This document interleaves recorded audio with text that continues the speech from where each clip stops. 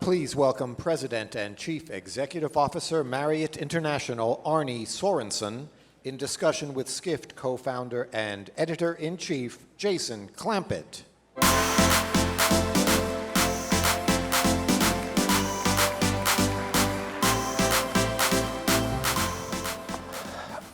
Thank you for coming again this year. It's great having you as a return guest. Glad to be here. Good morning, everyone.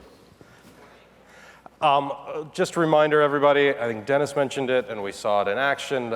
If you've got some questions, go ahead and submit them via the app, and we'll have a little time at the end to ask them. So wanted to start, we had, Mark was just on stage, Glenn was here from Priceline yesterday. How are you and the other hotel CEOs planning to haze the freshman OTA CEOs? I had a cup of coffee with Mark this morning. It was nothing like a hazing. Okay.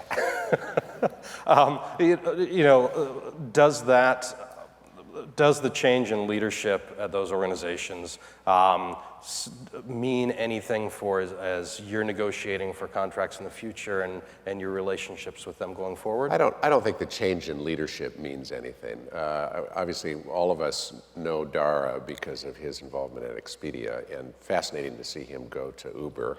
I think actually quite a smart pick by them to pick somebody who has been involved in really a technology platform, a retail technology platform. And we'll all, I'm sure all of us here and many others in the industry, be watching what he does there. They've got their own sets of challenges.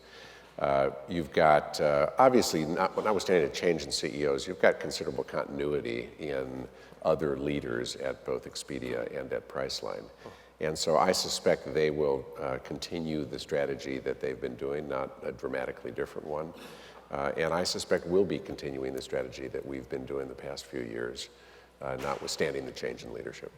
One of the things that surprised me when he went over to Uber is a lot of the mainstream business coverage was like, hey, this guy out of left field, whatnot. Yeah. And not, kind of ignoring the fact that he ran a pretty large company with a pretty, did that make you stop and think and say, hey, we're pretty big businesses on the travel side. Yeah. Shouldn't we get a little more credit? Not really. I mean, we used to talk about the travel business as being sort of like a Rodney Dangerfield business. We don't get any respect. And I actually think that has changed dramatically in the last 5 years. I think. Why do you think? Well, I think people began to understand the size of our industry, roughly 10% of GDP around the globe, roughly 10% of employment around the globe. I think we have seen increasingly that governments around the world, maybe with the exception of ours today, was really interested in grabbing as much travel as they could. Right. Because they saw the economic opportunities associated with it. And I think to some extent because of the customer trends that we're seeing, where all of us, not just millennials, but all of us are more interested in travel and dining and experiences than maybe acquiring things. We're sharing those things. So travel has actually become cooler than it was before and more interesting, more cutting edge. I think we are in a better place. I did notice those comments about Dara being sort of invisible before. That's probably as much the insularity of the tech world, right, as it is about our society writ large. I know for us at the Skift team, we're like, no, he's kind of a rock star. Like, yeah. You still can't say his last name, though, right? Dara is a great way. I like to think we're so close that we don't need last names. There you go. Yeah. I talked to Chris Nassetta from Hilton yesterday morning and about competing with the OTAs and how do you compete with two brands, Priceline and Expedia of the world, who are spending $6 billion a year or so on advertising, sometimes on your keywords and things like that. How are you, especially now that you have a lot of brands to move in that direction, how are you competing right now? What are the keys to it? Well, obviously, this is a part of why we did Starwood, and a part of why we think the number of brands and the number of properties is a huge advantage as opposed to a disadvantage. And we talked about this last year when I was here, but the loyalty platform, this platform of 1.25 million rooms and growing quickly, 6,000 plus hotels, really gives folks within our ecosystem ability to have extraordinarily broad choice, from the St. Regis or the Ritz-Carlton to the Fairfield in Manhattan, as an example. Moxie just opening down by Penn Station gives an extraordinary, and everything in between gives an extraordinary choice. And we obviously want to have as many customers being part of our loyalty platform who we know, who we can market to, who we can service, deliver real value to them in a way that causes them to know without having to do a careful calculation that it's in their interest to be part of our program and to book with us directly. That's the principal tool we're using, and the more choice we have, the bigger we are, the easier that task, which doesn't mean it's totally easy, right. But I think that's the battleground of the future. Right. You slightly alluded to this a few minutes ago, but you've the last few months, and even prior to the election, you've taken a vocal stand on some social issues that some people could say, hey, just don't worry, you don't need to make a statement about that. Why not avoid the risk? Why get involved in that sense? Yeah. It's an interesting question, and something I'll confess that we continue to talk about and think about. I do personally. I think the first meeting I had in the Obama White House would have been, I don't know, 2011, 2010 maybe, I don't remember precisely. And in the Roosevelt Room, there's which you see on TV occasionally, but President Obama was there and a few of his folks and maybe 10 CEOs, not travel focused. I think I was the only person from the travel industry. And after the meeting was over, it was about the fiscal crisis. After the meeting was over, I was talking to a friend who was then Vice President Biden's chief of staff and known personally for many years. And we were talking about the family and the rest. Vice President Biden came up and started talking with us. And he started his comments by saying, you business leaders are all a bunch of cowards because you won't speak out. And without taking a breath, about 5 minutes later, he completed saying, and you have no influence. And I thought those two things are fundamentally inconsistent, but maybe both right. Right. And so, this is a long-winded way of getting to this question, when do you speak and when do you not speak? The most important community for us are the 750,000 people that wear our name badge every day. And they want to know, what does this world mean for us? What does the company stand for the issues that they care about? I would never go out and speak about gun control or choice issues, not because I don't have a point of view about them, but because they're not really germane to our business. On the other hand, where you get to questions about inclusiveness of society, LGBT community, travel policy, obviously, these things are fundamentally important to our community of associates. And I speak about those issues for them. Now, I do it also in a way that's consistent with what I believe. And I do think we are an industry which is important and which can be a powerful symbol of hospitality and inclusion all around the world, including in places where that's most under threat. One of the things that's been interesting to me is that if you look at it from the outside and don't know a lot about Marriott, you think, oh, that crazy leftist Arne Sorenson's always, chiming up and criticizing. But I think you could argue this is a quite bipartisan issue. It is, absolutely. When you have, Barack Obama's opponent on your board and things like that. And Mitt Romney's a great board member. And by the way, I vote about 50-50. So if I'm your crazy leftist, just wait. Right. At the same time, it's not all easy. You guys are being criticized now for a conference that's taking place at one of your properties. In this kind of polarizing period, how do you how do you make these judgments for different stakeholders and things like that within the company? Yeah, this is a tough one, and of course the last few weeks have been interesting from a social media perspective, as have the last few years. The first thing that you're referencing, we have a group called ACT America, I think it's called, holding a meeting in a Marriott hotel in the Washington, D.C. area. And they are, Southern Poverty Law Center says they're a hate group. They are anti-Muslim is the way that it's described. The fact that they're having a meeting with us or using our hotel obviously in no respect means we support their point of view or that we've made a judgment about their point of view. And in many respects, I'd love to wave a magic wand and have the issue disappear and have those groups not exist and never really present these issues. The same hotel, interestingly, annually has had another group called the Center for American Islamic Relations hold their meeting there. And when those meetings are held, I get emails from folks saying we're harboring terrorists, Islamic terrorists in the hotel. And you listen to that and you say, okay, what can we do about it? What's the right role that we have? And you've got questions here about what's practical, what's legal, but you've also got a question about, is it really our place? Do we really want as a society for companies like Marriott, and our peers in the industry, others, to sit and make judgments on the point of view of the folks who are staying in or meeting in our hotels? We've got 1 million people that stay with us every night, 750,000 that wear our name badge. Every point of view imaginable is represented in that community of travelers and associates. And I shudder to think that we really expect that my role or that Marriott's role is going to be to say, you know what, your views are not acceptable in our hotels, and her views are, and therefore we're going to let her make a reservation, but we're not going to let you make a reservation. And I know somebody probably seeing that will say, that's a cop-out because there is a point of view, there are points of view which are wrong.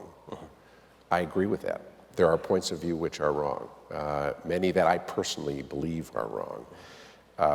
But again, I don't think it's practical. I don't think it's constructive to say you're going to be the one to make that judgment. You were saying earlier that some of the decisions you've made is based upon reflecting your employees and making sure that you're communicating things that matter to them. How do you then communicate something like this back down to them about, hey, this is why we do this? Or? Again, the theme is that we are in the hospitality business. We are serving people from all around the world, from all walks of life, from all points of view, with an equally genuine welcome, with a group of folks that are equally diverse. And the touchstone here is our arms need to be open and welcoming for everybody. Right. So, speaking of arms open, bring in all your loyalty members.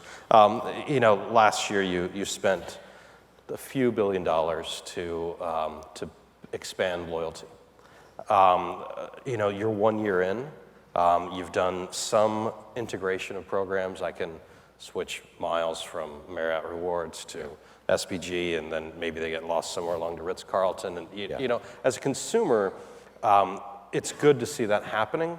How fast are you speeding towards a completely integrated plan where I don't have to worry about if I need to burn some miles over on, or burn some points at SPG? And it's important we get there. I mean, I don't remember precisely the date last year, but I think it was right after we closed the deal. We talked on Tuesday after the Friday closing. Okay, because so you didn't know a lot yet. Last Saturday was our 1 year anniversary, right. And we were convinced when I was here that it was a really good thing that we had done what we call the day one linkage. But right. That essentially allows rewards and SPG members to link, elite status matched, and change miles between programs so they could redeem across the portfolio.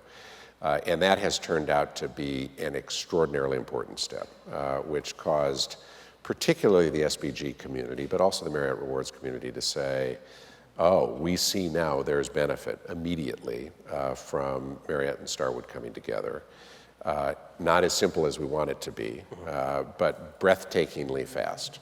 The only comparisons are really in the airline business, where to link programs in these big mergers has taken a long time. Now, we're not as blazing fast in getting to one program. We're now a year into it, and we're probably about a year from having one program.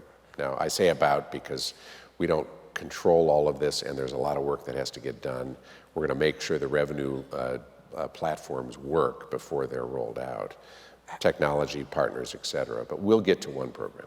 How do you kind of stop the kind of instance of happening of, I go in and ask a front desk clerk, hey, what do I do with my points? And they're like, well, just burn them all before it converts. Like, again, communicating down to employees, like, hey, this is the process that has to happen, and here's how we continue to communicate the value. All about training.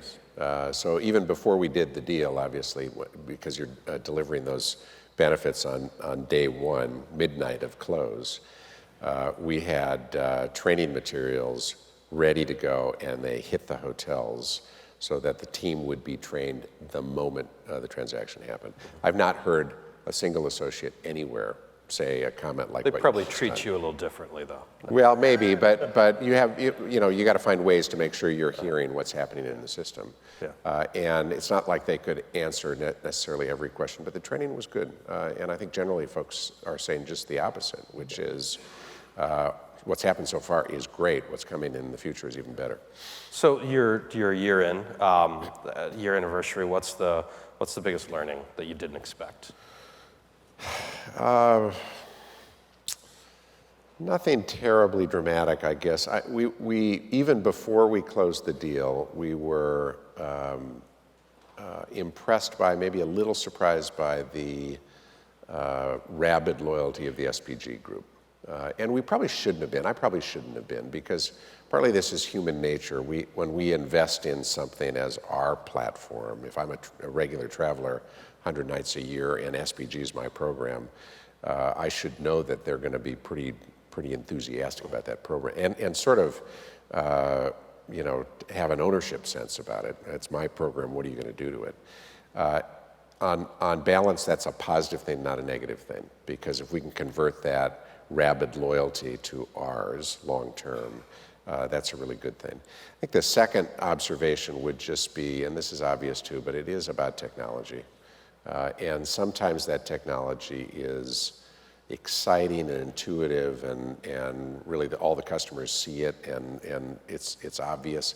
Sometimes it's the system that runs the trains, and it just takes lots of dollars and lots of time in order to meld systems and get to the point where the technology infrastructure work is behind us.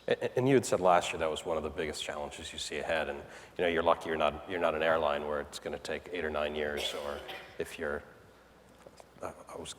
I'm not going to name names, yeah. but or it takes a really long time. How close are you to that kind of? I am hopeful that the second anniversary of the deal will essentially be done. Okay, interesting. You have 30 brands. Last year you said, hey, we're kind of happy with everything. Are you, after 12 months in, are you saying, okay, I see some weaknesses here, we need to add something here, we can take something away? What's your feeling about your portfolio? No, I think we've got a great lineup, and in the 30 brands, not only is it a big portfolio of brands, but a number of them are relatively new or quite new in some markets. So I mentioned the Moxie opening down by Penn Station just days ago, which is our lifestyle economy product, started in Europe. This, I think, is the third Moxie opening in the United States only. We've got, dozens of hotels that are under construction behind it in the United States that will open. And so there's still enormous run room for that brand and for a number of others ahead of us. I still wouldn't say that we've got, I know one of our principal competitors was here yesterday talking about new brands. I don't have any news like that. I think we'll stay focused on tending the brands that we have for the time being. So you aren't going to tell me your 3 new brands? I'm not going to tell you about 3 new brands, no. And that's not only because I won't tell you, but because we're going to stay focused on what we got. So, yesterday, all our hotel CEOs kind of wanted to talk about the Internet of Things. walking into a room and controlling everything with a device to some certain extent. There was a certain level of technological things at Starwood. They had already had keyless entry. When you came on, they'd done a lot of things with their app. When you think about the Internet of Things in the broadest sense in the room, what do you see consumers really caring about, and how are you being proactive about that? Well, there's a lot in this, and I know some of your interviewees have talked about voice recognition and chatbots and entertainment in the rooms and controlling settings in the rooms in other ways. Keyless entry, of course, is one. We've got a robot in a number of Aloft hotels. We've got hotels that have got Echoes or Alexas that are being used to try and understand all of that. And I think customers can be a little bit different, but I think what we want is something which is seamless and intuitive. So intuitive that it takes no thought to think about how to work it. And too often when you look at what the hotel industry has done in the last 10 years around technology, we have fallen in love with technology to fall in love with technology. Right. And we've all been through this where you try and figure out how to turn the lights off in a room and how long it could take. And this is one reason that often I'll get the biggest suite when I'm traveling alone and I'm in the hotel for 7 hours or something like that. And of course I spend 15 minutes trying to figure out how to turn the lights off in 4 different rooms because it is extraordinary technology, but I don't know how to use it. Right. And that's not what customers want. What customers want is to be able to walk into the hotel room with their device, maybe have some stuff already there that they've used their device to get. It might be room service, it might be temperature settings, it might be something about their bedding, but really to have idiot-proof use, to open your door, to run the entertainment system, to turn on and off the lights, and to deal with cooling and heating. Yeah, and when I think about the Internet of Things in a hotel room, there are really only 3 things I care about: the AC, the lights, and the TV. Yeah. The other piece of technology... And the key, probably. And the key, probably. Yeah. The other piece of technology I care most deeply about is the number of hooks in the bathroom. So when do you think hotels will finally catch up with connecting their guests' needs? You want more hooks or fewer hooks? More hooks, please. Especially, Everybody agree? Yeah. Team Hook. Especially as we've made the move towards conservation. So, please don't drop your towel, you can use it the next day, and then you have one And then there's hook. no place to hang up the hook. So you're like, well, it's, screw the environment, So that's Point taken. So there's our news for this morning. We're going to do more hooks. I can retire now. You made some quick announcements in Cuba 18 months ago or so. 3 properties, I believe, converting to a new build. With the change in administration, the mixed messages that have been sent, how does that affect your Cuba planning?